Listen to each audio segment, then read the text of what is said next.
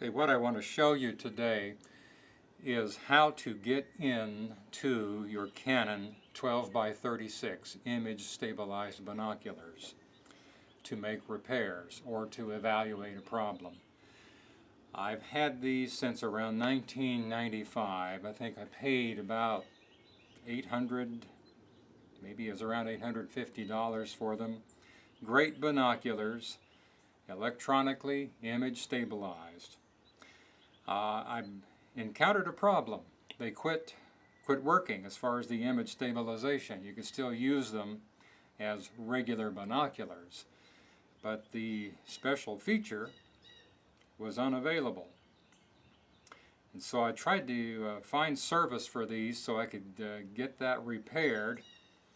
And what I encountered was that Canon considers these as end-of-life product, and they will not service it.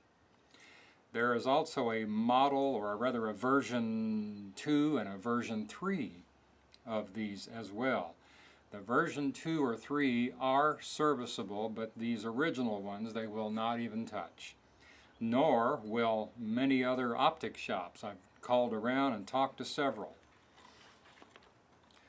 So I also found on the web, on various forums, bird watching forums and astronomy forums, there are other people encountering these same problems and they can't get service for these. So I wanted to share with you the method I've discovered how to get into these binoculars and to evaluate and or complete the repair. And so here's the method. They are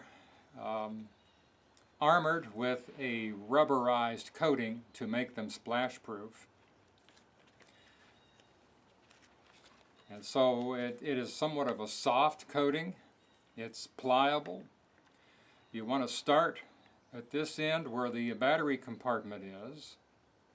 There's a little screw right here. So you'll want to remove this screw.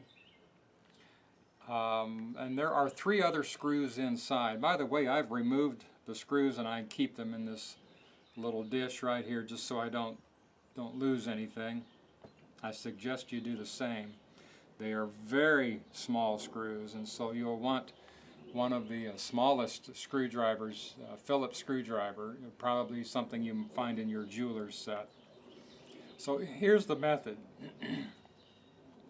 You can reach up in here sometime. Now mine's a little softer because I've already done it once.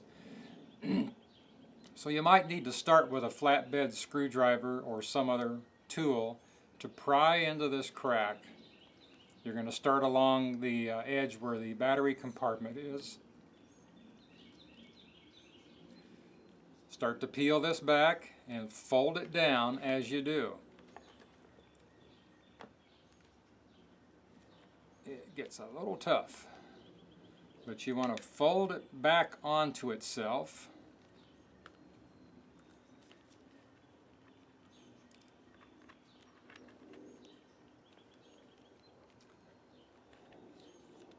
Kind of like peeling a banana. Okay, now that I've done that, on the opposite side from the battery compartment, you'll flip it over. There are 3 screw holes. Now for some reason, my pair of binoculars only had these 2 screws in it. This third one in the center was missing. I don't know if that was on purpose or if someone just forgot to put that in during the assembly process. So once those 3 screws are taken out, you're going to grip the binoculars firmly in one hand, and with the other hand you're going to rock loose this shield, this casing, around the optics. Now mine's going to come loose a little easier because I've done it once. You're pivoting. I'm pivoting on this point where the battery compartment is. Keep this part intact while pivoting. Okay, there it went. And then this part by the battery compartment will finally come loose. There you go. See?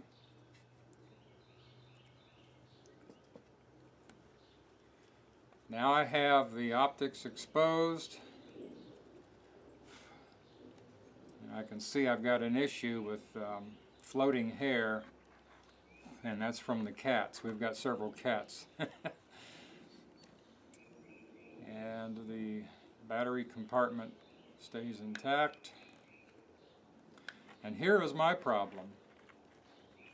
Is one of my battery terminals has broken off. In fact, I was lucky enough to find the piece that broke off right here. So I've got to see if I can find a way to repair that. I don't know if I can replace it with something else, or if this is going to be able to be soldered on there. I don't know.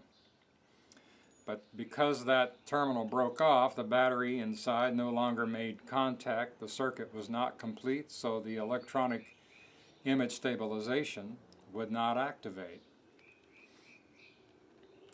And I suspect that is a somewhat common problem. Now, in my case, I did have a battery at one time that leaked, and it corroded the battery terminals. So I had to open this up. I didn't take the casing apart. I only opened up the battery compartment. And I have fixed, by the way, a lot of things where I've had batteries corrode, where things were stored, batteries were stored in electronics for a long period of time, and they do tend to leak, and they'll badly corrode the terminals so that the electronics no longer work. A lot of people just throw the things out. You can fix most of those things by using a product called CLR, calcium, lime, and rust, CLR. You can buy it at many grocery stores, sometimes at pharmacies, hardware stores. And I dab a little of that on a cotton swab. I get it down in here and rub it all around the battery terminal. And that CLR product will just bubble and boil and clean up all that corrosion and makes things just like new. Great product. So mine were badly corroded, and that may have contributed to weakening this battery terminal and made it eventually break. I am a happy man, and I'm glad to report to you that I have completed the repair on my Canon image stabilized binoculars, and they are fixed.